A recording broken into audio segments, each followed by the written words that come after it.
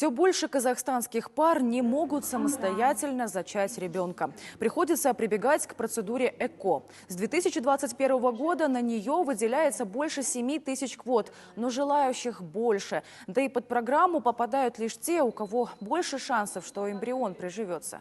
А что делать остальным парам, которые мечтают стать родителями? Сколько стоит этот бесценный шанс? Материал Анастасии Новиковой. 23-летняя Гульнас Султан с супругом больше 2 лет не могут стать родителями. Женщина обратилась к врачам, сдала все анализы и узнала, что у нее бесплодие. По квоте ее направили на ЭКО. Сейчас Гульнас готовится к этой процедуре.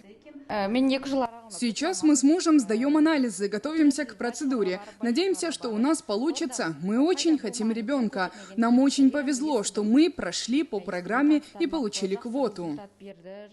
Правда, везет не всем. Если пара не получила квоту, то ЭКО за свой счет обойдется будущим родителям в круглую сумму. Средний чек на процедуру ЭКО в Казахстане от 450 до 500 тысяч тенге. Но в эту сумму не входят дополнительные медуслуги, такие как, к примеру, разморозка эмбрионов и так далее. Это плюс 400-500 тысяч тенге. Для многих пар некоторые процедуры являются рекомендуемыми, а зачастую и неизбежными для успеха программы. На медпрепараты для женщины может уйти сверху от 50 тысяч до 500 тысяч тенге. Цена зависит и от диагноза. За свой счет анализы – это еще около 150 тысяч тенге. Так, максимальная сумма, которую должны иметь пациенты перед ЭКО – 1 миллион 650 тысяч тенге. Если в Казахстане счет за стандартное ЭКО в среднем равен 1000 долларов, то в Израиле это обойдется в 5300 долларов.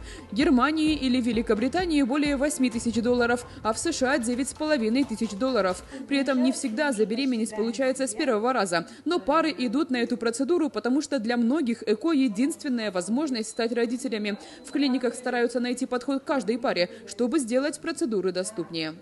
Допустим, если у пациентки совсем малое количество фолликулов, мы, конечно, индивидуально рассматриваем вопросы накопительной программы.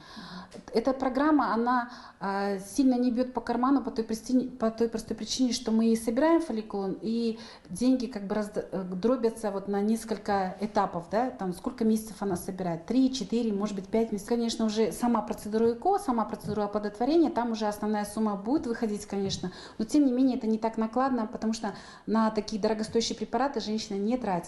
В Казахстане работают 29 центров экстракорпорального оплодотворения. С помощью ЭКО в стране на свет появились 22 тысячи детей. И в рамках программы «Ансаган Саби» 2021 года на ЭКО ежегодно выделяется 7 тысяч квот. 3500 женщин были взяты на учет, более 2500 детей родилось. И это среди них 50 практически процентов мальчиков и 50 девочек.